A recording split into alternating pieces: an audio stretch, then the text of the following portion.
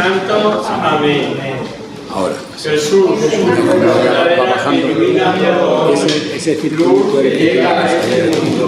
nosotros sabemos que tú has venido de Dios el Padre para ser nuestro Maestro y que enseña los caminos de la verdad. Las palabras que oímos de ti son espíritu y son vida. Pero ¿quién es digno de abrir el libro rompiendo el sello? Tú que diste tu vida por nosotros y nos honraste para Dios con tu sangre. Danos a conocer los misterios del reino de Dios y las inalcanzables de tu corazón. Descúbrenos los tesoros de la sabiduría y de la ciencia de Dios que en ti se ocultan. Haz que tu palabra penetre nuestras almas, guíe cuando nuestros pasos, ilumine nuestra alma hasta que venga el día y se disipen las tinieblas. Tú que vives y reinas por los siglos de los siglos. Amén. Muy bien, buenas tardes, noches a todos. Porque ahora son noches, pero dentro de 4 días son tardes, porque ya avanza. Efectivamente, que va el tiempo que aguja. Muy bien. Nos quedamos en Vicente, ¿está esto ya? Sí. Ya funciona, vale. Nos quedamos el último día, que fue hace 15 días, ya que la semana pasada, como sabéis, tuvimos las fiestas judías, magistralmente presentadas por don José Manuel Lorenzo, aquí presente, y nos habíamos quedado con una incógnita, ¿no? ¿Qué es eso del 666?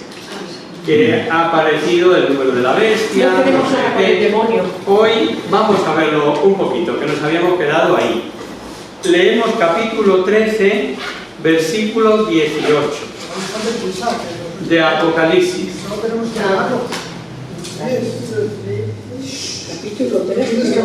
Capítulo 13, versículo 18. Aquí la sabiduría, el que tenga inteligencia, que calcule la cifra de la bestia, una cifra de hombre. Su cifra es 666. Correcto.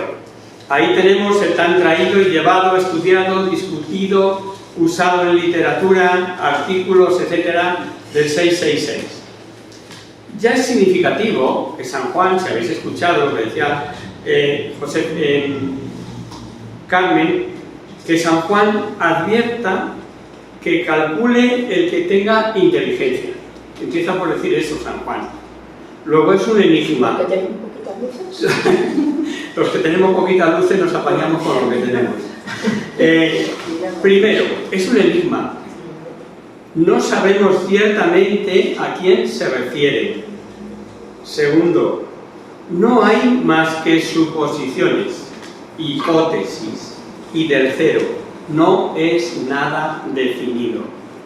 Y como para gustos colores, nos vamos a limitar a comentar lo que dicen unos y otros, pero solamente de las hipótesis que más se repiten. Partamos de la base que se trata de un nombre propio, revelado con enigma, eso está claro, eso lo dice bien San Juan, y por supuesto el problema es intentar descifrar lo que el autor quería decir, a quién o a qué se refería al decir que su número es el 666. Opiniones.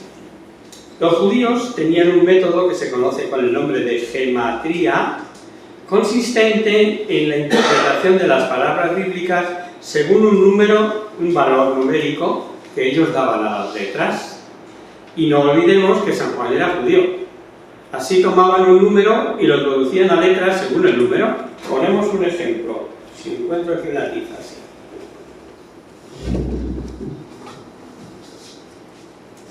5, 4, 5. 5 igual a A y 4 igual a N. Bien, se descubrió en una excavación, dice, esto se hizo en nombre de a quien tanto quería. Su nombre es 545. ¿Cómo se llamaba la chica? Ana. Ah, listos, ¿eh? Sí, señor, Ana. Bueno, eso para que nos hagamos una idea, que ponían valor numérico, o sea, para una letra, un valor numérico. Amo cuyo nombre es Ana, diría aquella inscripción. Pero resulta que las letras tienen distinto valor. Por ejemplo, en el alfabeto griego, que en el hebreo, que en el latín, etcétera, etcétera. Luego, a buena nos hemos liado, ¿no? Si unimos a esto que en algún códice aparece, en vez del 666, aparece el 616, todavía se complica más la cosa.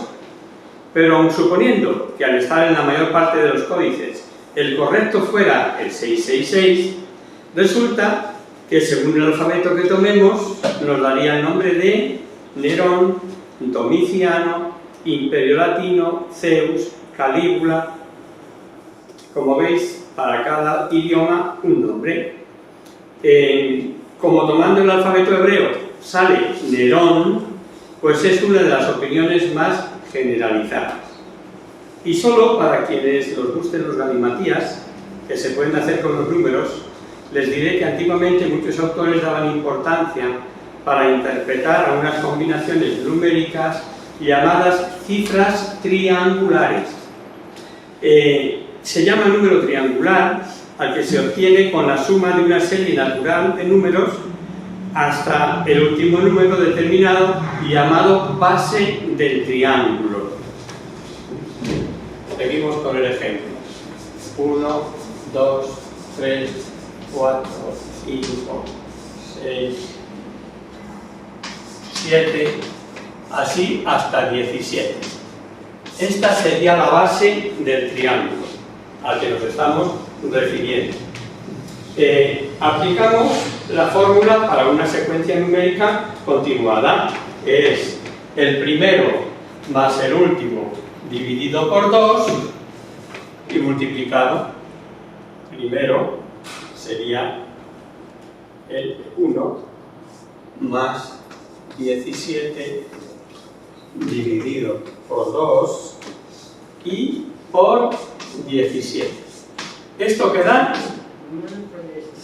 153. ¿Os suena el número 153? Pues sí, está en la Biblia. En este caso, 153,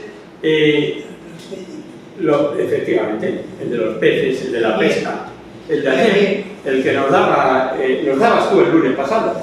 ¿No era eso? Ah, no, el Evangelio de ayer. El Evangelio de ayer. Creí que te referías a tu conferencia. Podríamos poner más ejemplos. Si tenemos como base el 15, salen 120 como números de hermanos, si leemos la carta a los hebreos. Y podríamos, como digo, poner muchos más ejemplos, o el 157, o etcétera. Números todos bíblicos.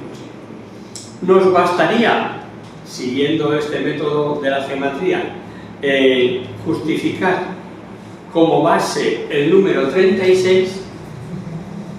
Cualquiera. ¿Qué piensas que es el 36? Bueno, pues como ha dicho Josefina, sabiendo que el 36 es, cogemos la secuencia numérica, el 1 más 2 más 3 más 36, de base el 36, saldría el famoso 666. Bueno, todo esto sería interesante para otros estudios, aquí hacemos referencia a ello como curiosidad y para darnos cuenta o que vosotros podáis apreciar que hemos indagado en las hipótesis. Mucho más nos gusta la opinión de que se trata de un número simbólico que ya de por sí nos dice mucho. ¿Habéis oído hablar del número periodo o de la cifra periódico?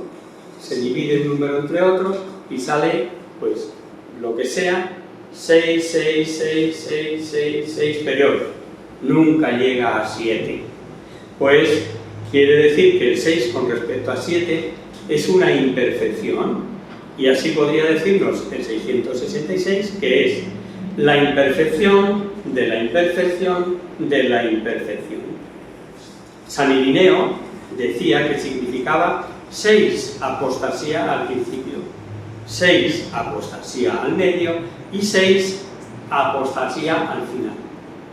Y sabemos que San Irineo era del siglo II, discípulo de San Juan, de la segunda generación. Conclusión: de acuerdo a los comentaristas de que el 666 pudiera ser sinónimo de anticristo, pero ¿es persona de inmenso odio a Jesucristo? ¿Es comunidad con caudillo a la cabeza? ¿Es toda fuerza empujada por Satanás hostiles a Dios? Y después de esto, pasado, presente, futuro, porque el mismo autor, fijaros lo que dice en su carta cuando se habla de que estaba para llegar el anticristo. Pues la primera carta de San Juan, que no la vais a buscar, os lo digo yo, dice: os digo que ahora muchos se han hecho anticristos. Y si fuese alguien, efectivamente, fue cosa pasada. Claro que sabemos que aun de haber sido así, también se podría referir a algo futuro. Una cosa sí está clara, es que persona, fuerza, entidad, con o sin caudillo, se refiere con más claridad a fechas del final de los tiempos. Algo excepcional, aunque nunca han faltado ni sigan faltando, incluso en esta época, anticristos.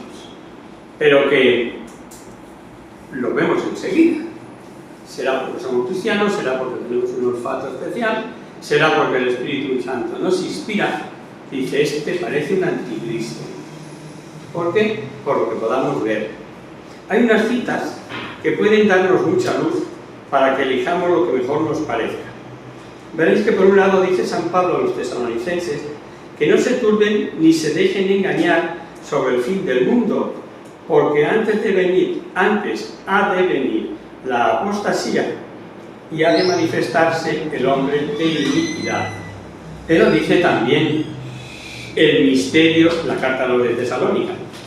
Mejor leerlo, venga, buscar segunda de Tesalonicenses 2, 1, 8. Hermanos, respecto de la venida de nuestro Señor Jesucristo y de nuestra reunión con Él, os rogamos que os dejéis tan fácilmente impresionar ni os alarméis por supuestas revelaciones, palabras o cartas que os induzcan a pensar que el día del Señor es inminente, por más que se os diga que son nuestras. Que nadie os engañe de modo alguno, porque antes de venir la apostasía y ha de aparecer el hombre de la iniquidad, el destinado a la perdición, el adversario que se levantará contra todo lo divino y todo lo que tenga carácter religioso, hasta llegar a sentarse en el santuario de Dios, haciéndose pasar a sí mismo por Dios. ¿No recordáis que estando todavía entre vosotros os decía ya esto? Vosotros sabéis muy bien qué es lo que le retiene ahora, impidiendo su aparición hasta su tiempo. Realmente el misterio de iniquidad está ya en acción, solo falta que el que ahora lo retiene sea quitado del medio. Entonces se manifestará el hombre de la iniquidad, a quien Jesús el Señor hará desaparecer con el soplo de su boca y aniquilará con el resplandor de su venida. Pues vale, mucho más tranquilos ya, ¿no? Si sabemos que se lo va a cargar Jesucristo con el aliento de su boca, nosotros tranquilos. Cuando os decía el primer día que este libro de Apocalipsis es un libro lleno de esperanza, nuestro equipo ha ganado. Nuestro equipo ha ganado. Aunque ahora estemos viéndolo en diferido y veamos que lo está pasando mal, que la defensa que... tranquilos. Sabemos que ganamos al final, ¿no? Pues eso. Terminamos este capítulo haciendo nuestras unas palabras de San Irineo. No queremos temerariamente y con peligro afirmar alguna cosa acerca del nombre del anticristo, porque si en este tiempo se hubiera de haber revelado claramente su nombre, lo hubiera hecho el que tuvo esta revelación. Y apostillamos, si en nuestros días Dios hubiera querido revelárnoslo, ya lo hubiera hecho, que para eso asiste el Espíritu Santo a la Iglesia. Y con esto comenzamos el capítulo 14. Terminada la narración de la persecución de Satanás y sus aliados en este limitado tiempo, expresado como un tiempo, 2 tiempos y medio tiempo, o 42 meses o 1260 días, tanto da, comienza un desenlace final. Hay aquí un juicio, las visiones del juicio y el castigo de los malvados, de los réprobos, y tiene 2 partes muy diferenciadas. El capítulo se abre con la visión del Cordero de pie sobre el monte Sión y un gran séquito del que hablaremos. Hay fiesta con cánticos que el mundo no puede aprender. Vivimos en medio de 2 mundos diferentes. Uno es el mundo de las apariencias, de los engaños, sometidos al maligno, adorando a dioses falsos, y de otro, de madera, o de poder, o de dinero, etc., ¿no? El otro mundo es de realidades.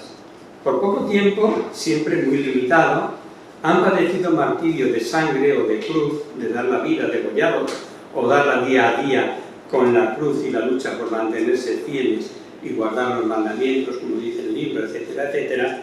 Y al final, como se ve en este capítulo, les veremos en la cima del monte Sión, monte de la casa de Yahvé que profetizó Miqueas, como elevado sobre los pueblos, idea que aparece repetidamente en Isaías, en Joel, en Salmos, etc. Cuando nos referimos al mundo de apariencias, de engaños, no queremos decir que sea un mundo de ilusión. Esta vida no es un sueño, pero tampoco es la verdadera, por cuanto el hombre camina hacia una realidad eterna.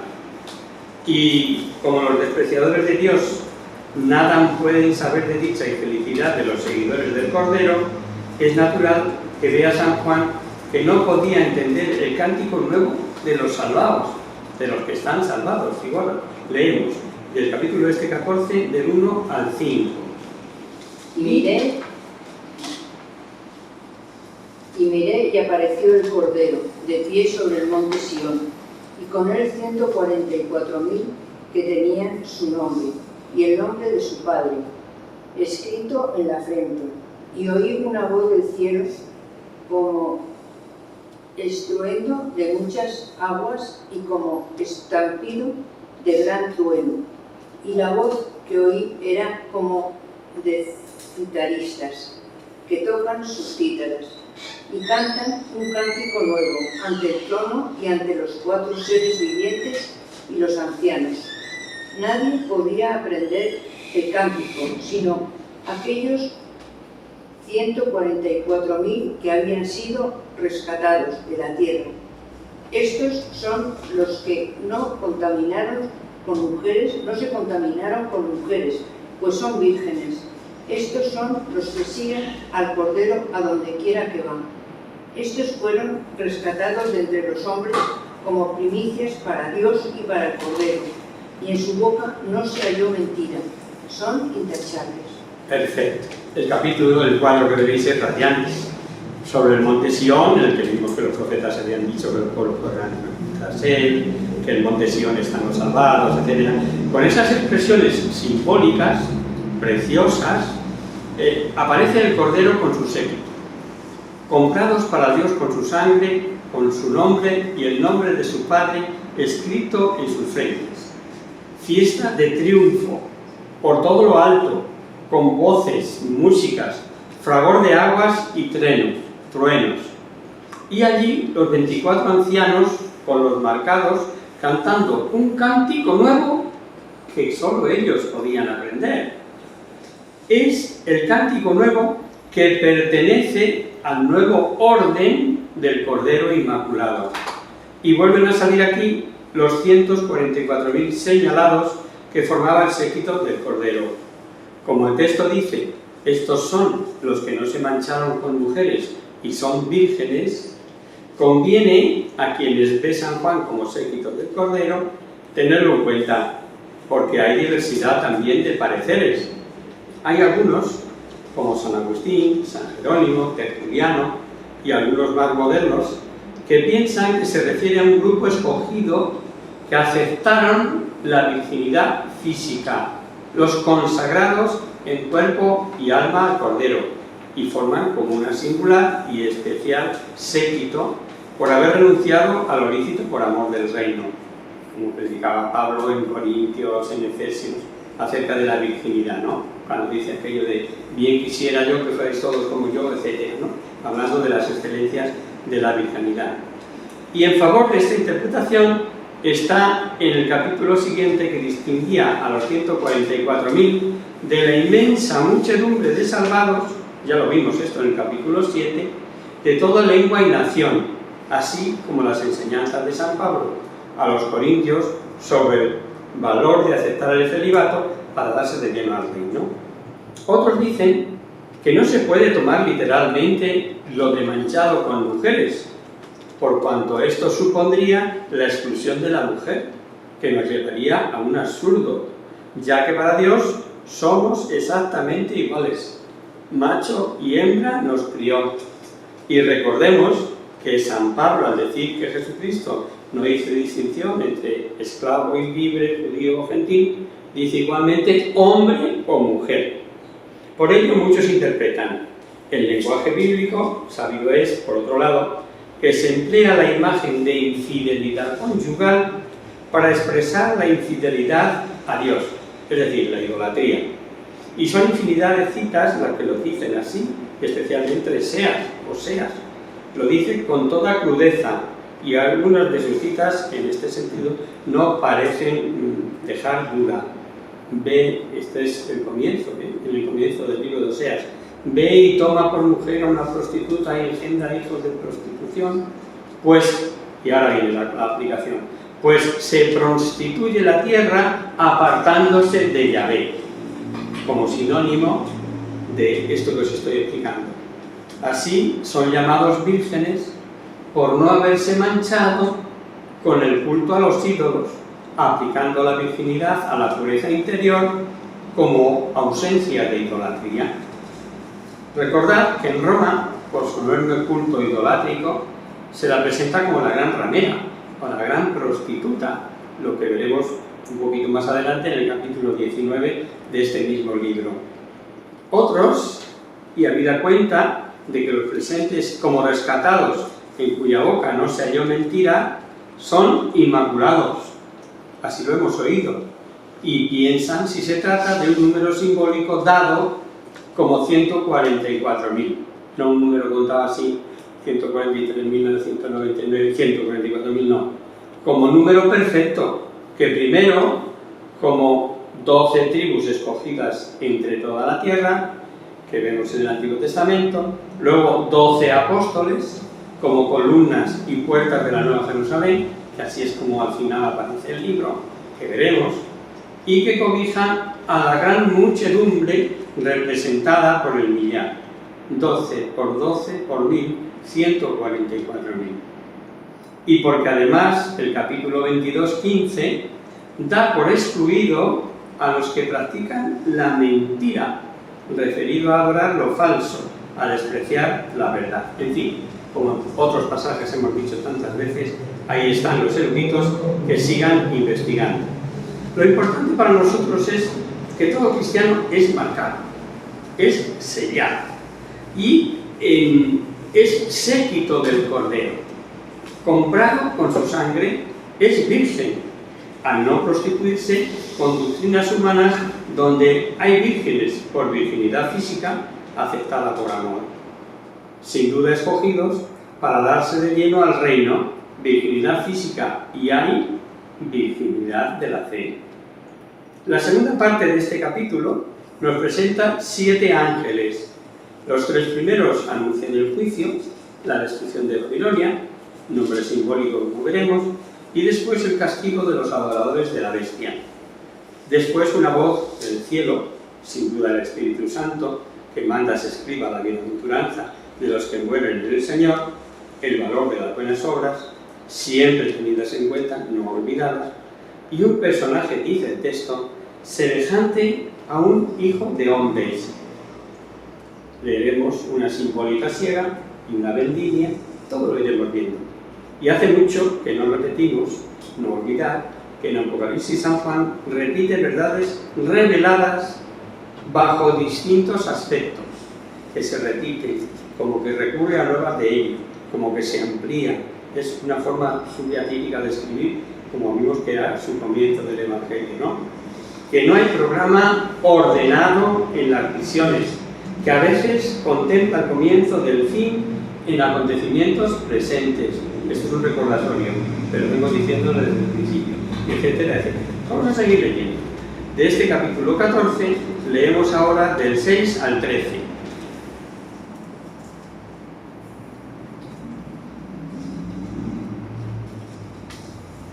Alguien que lea. Y vi a otro ángel que volaba por lo más alto del cielo, que tenía un evangelio eterno para anunciarlo a los moradores de la tierra, a toda nación y tribu y lengua y pueblo, y que decía con gran voz: temed a Dios y dadle gloria, porque ha llegado la hora de su juicio. Adorad al que hizo el cielo y la tierra, y el mar y los manantiales de agua.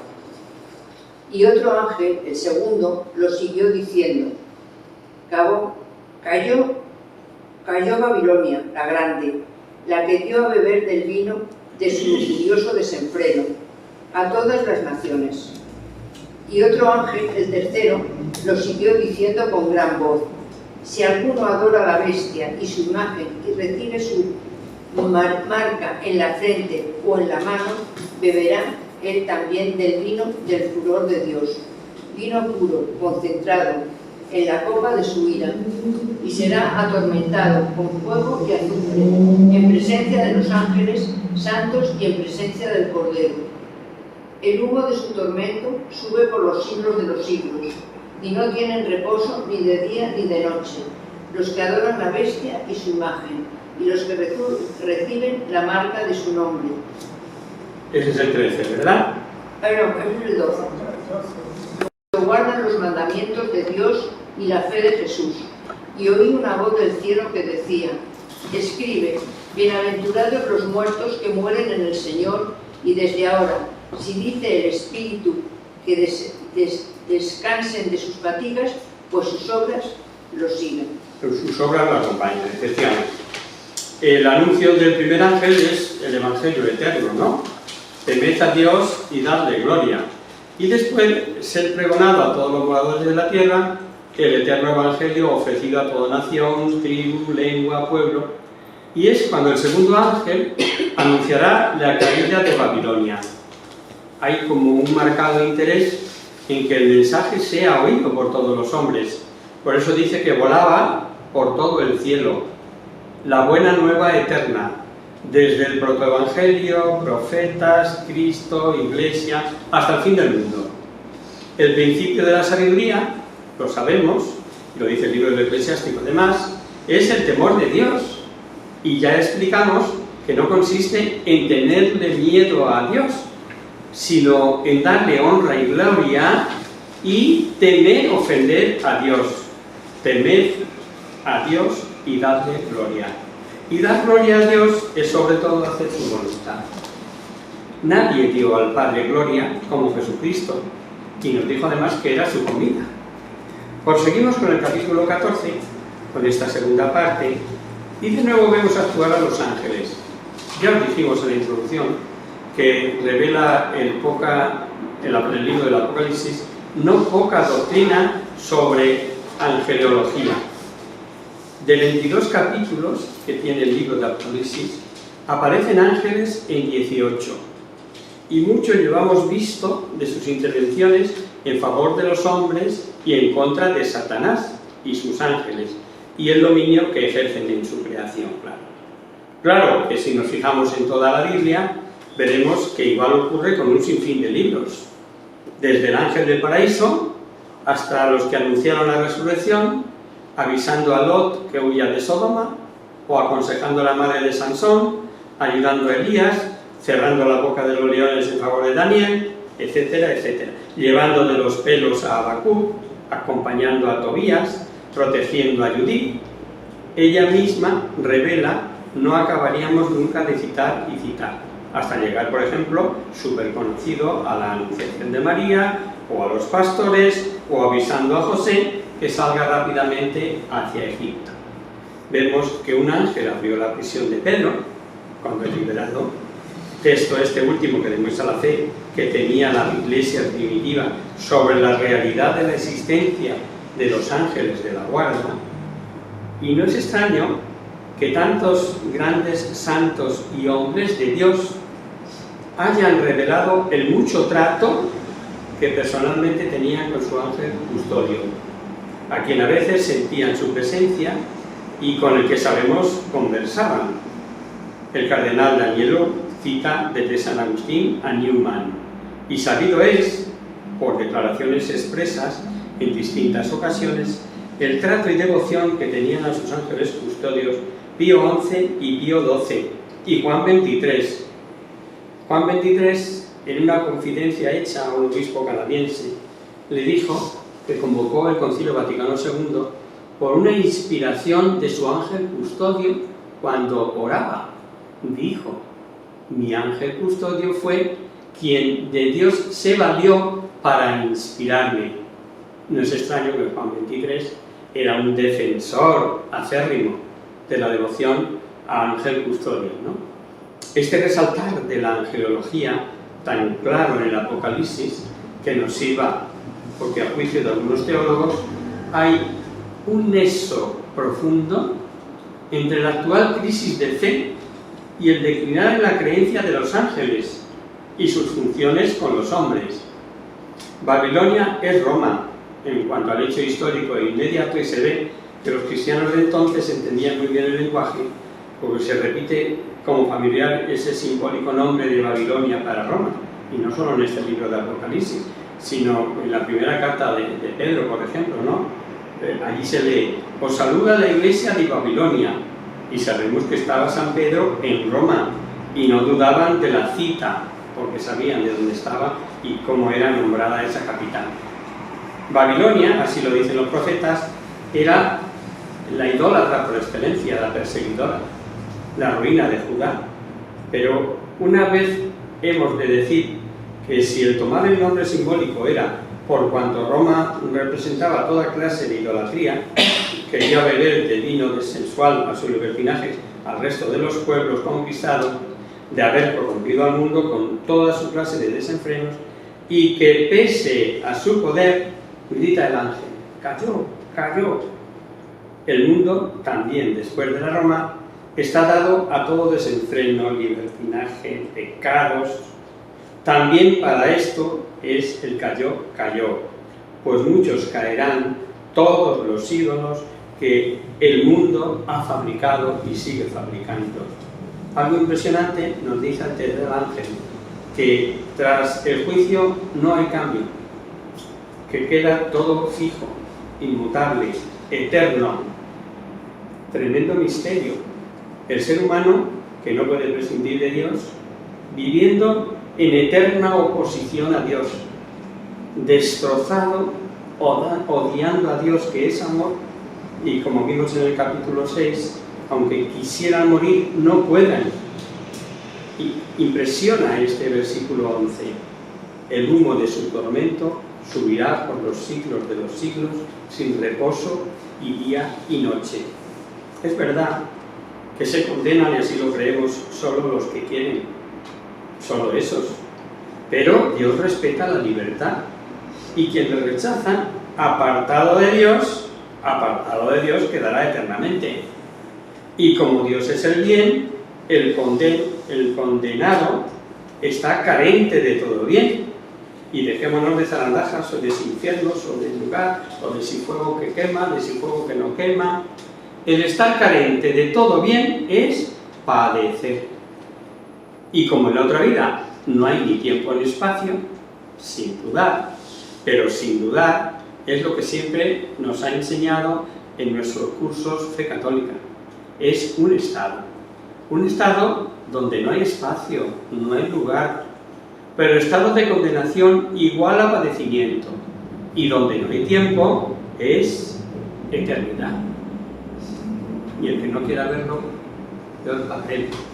Yo creo que después de la misericordia de Dios revelada permanentemente, libro a libro de la Biblia, una de las verdades más repetidas es la existencia de la felicidad eterna o condenación eterna, según se acepta o se rechace la misericordia. Porque ese es el resumen.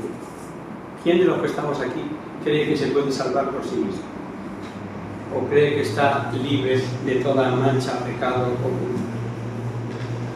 Su misericordia.